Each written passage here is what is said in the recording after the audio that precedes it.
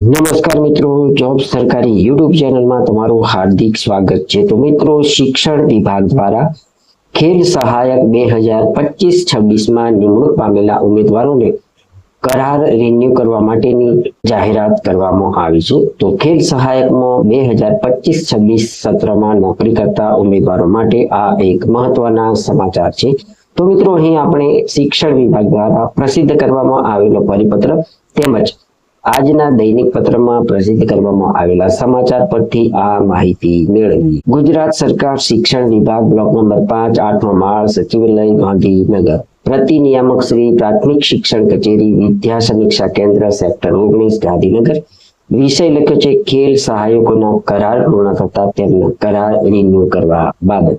નિયામક શ્રી પ્રાથમિક શિક્ષણની કચેરી તારીખ 4/6/2026 ના પત્ર ક્રમાંક મુજબ શ્રીમાન ઉપરોક્ત વિષય પરત્વે આપને સંદર્ભ દર્શિત પત્ર કરેલ દરખાસ્ત અન્વયે જણાવવાનું કે અગાઉ જે ખેલ સહાયકો રાજ્યની સરકારી શાળાઓમાં કાર્યરત હતા તેમજ તેમના કરાર પૂર્ણ થયેલ હોય તેવા કિસ્સામાં તેવા ખેલ સહાયકોના કરાર વિભાગ તેમજ સરકારશ્રીના પ્રવર્તમાન નિયમોને આધીન રહીને નવીનીકરણ એટલે કે રિન્યુ કરવા અંગે આથી સરકારશ્રીની મંજૂરી આપવામાં આવે છે।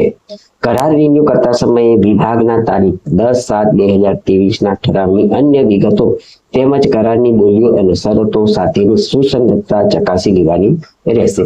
આ અંગે આનુષંગિક તમામ કાર્યવાહી સત્વરે હાથ ધરવા વિનંતી છે। મિત્રો, અહીં જિલ્લા શિક્ષણ વિભાગ દ્વારા આ પરિપત્ર દરેક જિલ્લા શિક્ષણ અધિકારી શ્રીઓને મોકલવામાં આવેલો છે। તો જે ઉમેદવારો 2025-26માં સરકારી પ્રાઇમરી સ્કૂલ એટલે કે સરકારી પ્રાથમિક શાળાઓમાં ખેલ સહાયક તરીકે કાર્યરત હતા તેમના માટે એક આ મહત્વના સમાચાર છે।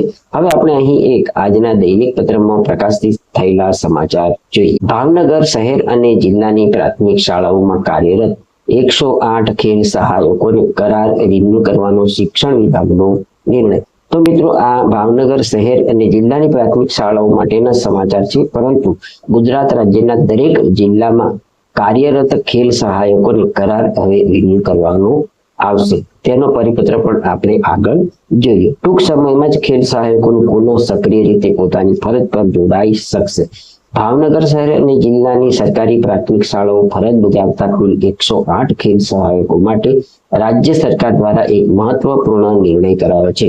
શિક્ષણ વિભાગ દ્વારા લેવાયેલા નિર્ણય અનુસાર જે ખેલ સહાયકો અગાઉ સરકારી પ્રાથમિક શાળાઓમાં કાર્યરત હતા અને તાજેતરમાં જ તેમની કરાર અવધિ પૂર્ણ થઈ ગઈ હતી તેવા તમામ ખેલ સહાયકોના કરાર હવે આગામી સમય માટે રિન્યુ કરવામાં આવશે।